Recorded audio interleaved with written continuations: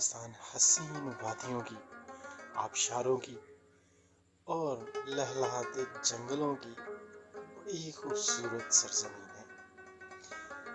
लेकिन आज हम आपको एक ऐसी जगह के मुतालिक बताएंगे जो कि आपने किस्से कहानियों में ही ऐसी खूबसूरती देखी होगी, और ये जगह कोई इतनी दूर भी नहीं है, नजदीक में है और इसके करीब हजारों लाखों टूरिस्ट जाते हैं।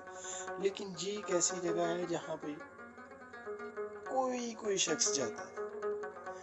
अभी आपको मैं दिखाता हूँ कि इस जगह की खूबसूरती क्या है।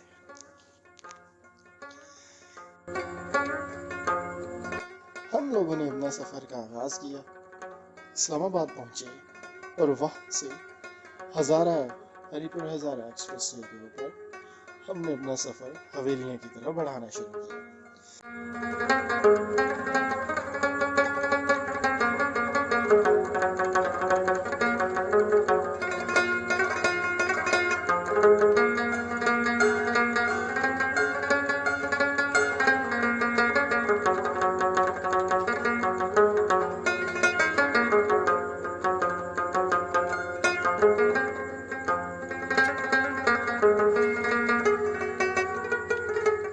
रास्ते में हमारे लिए सबसे बड़ी खुशकिस्मती थी कि घने स्याह काले बादल आ गए और उन्होंने नींद बरसाना शुरू कर दी और हमारे इस सफर का लुत्फ इतना ज्यादा बढ़ा दिया और इतना खूबसूरत मौसम कर दिया।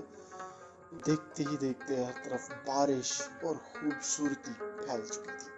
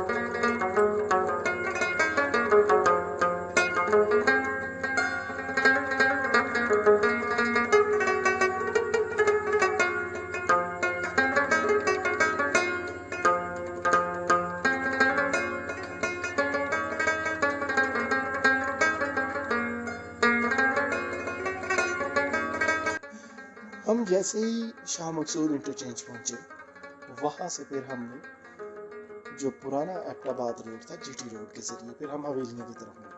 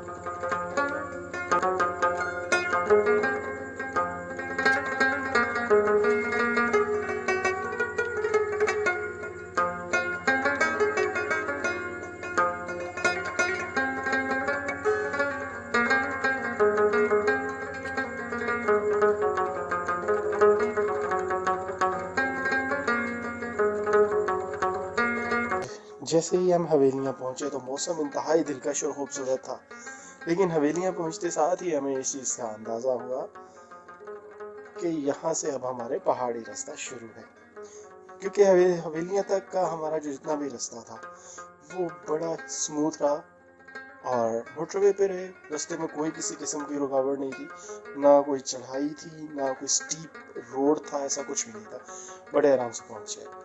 अब हवेलियां से जब हम निकले सजीकोट की तरफ, तो उस वक्त हमें इस चीज का एहसास हुआ जब हवेलियों के अंदर हमने थोड़ी सी ऊपर नीचे वाली चढ़ाई देखी, फिर वहां से हमने सफर शुरू किया।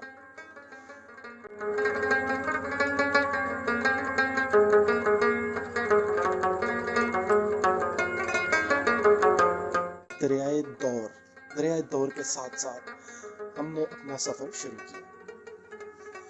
यहाँ पे हम आपको दिखाएंगे कि किस तरह से हमने फिर दरियाए दौर को अबूर किया। मैंने अपनी लाइफ में पहली दफ़ा ही ऐसे कोई दरिया क्रॉस किया और ये नज़ारा मेरे लिए इंतहाई दिलकश था।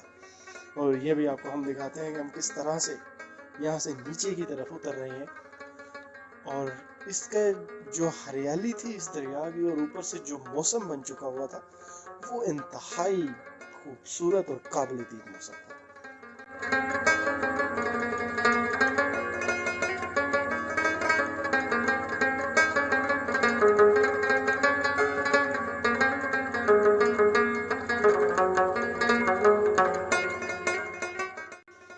अब ये देखिए, ये है वो दरियाए दौर और इसको अब हम क्रॉस करने लगे हैं।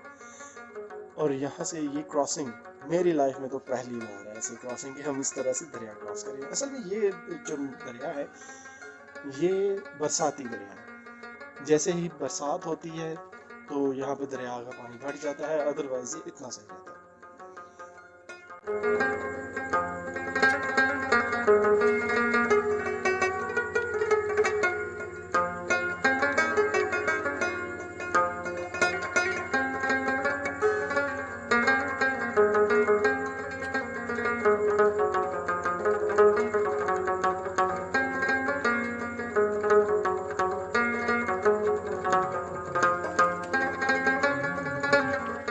इसके बाद हमारा जेड़ गली की तरफ हमारा सफर शुरू होता है। वहां पे हमने जो बीचों बीच जो जंगलों के ये रास्ता बना हुआ था और इतने खूबसूरत और हरे भरे जंगल मैंने पहले नहीं देखे थे। हालांकि ये जगह, ये जो सारी जगह है, ये एबटाबाद, नथिया गली, यूबी इसके बिल्कुल दरमियान में आ जाती है, लेकिन इधर कोई भी नहीं जाता। मुझे ये देख के बड़ी हैरत हुई कि यहाँ पे मरी में, अयूबिया और नथिया गली में इतने सारे टूरिस्ट आते हैं, लेकिन ये जगह बिल्कुल वीरान पड़ी है।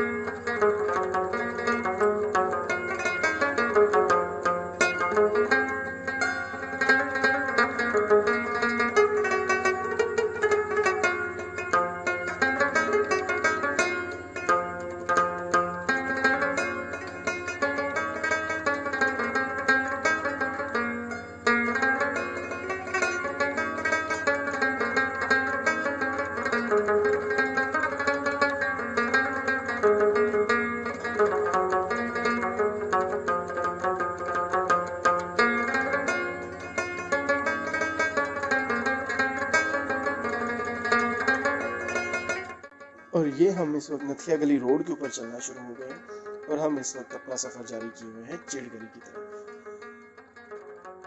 और ये जंगलों के बीचों बीच रास्ता इंतहाई खूबसूरत रास्ता है।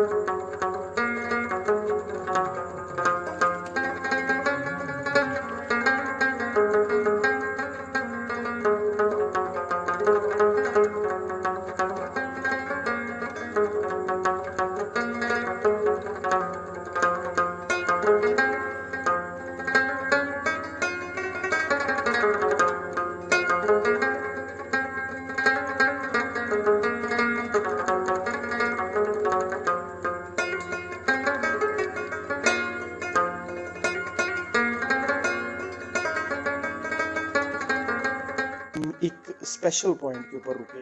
यहाँ पे 2-4 घर थे और हमें ये जगह ज़रा रुकने को अच्छी लगी और यहाँ पे रुके।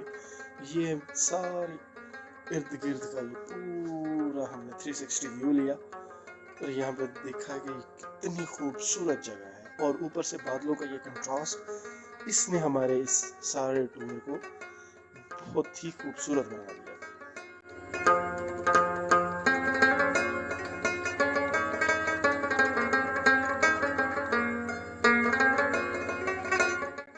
यहाँ से अब हमारा सफर शुरू हो रहा है सजीकोट झील की तरफ। अब हम सजीकोट झील की तरफ बढ़ना शुरू हो गए और ये अब मैं आपको दिखाता हूँ।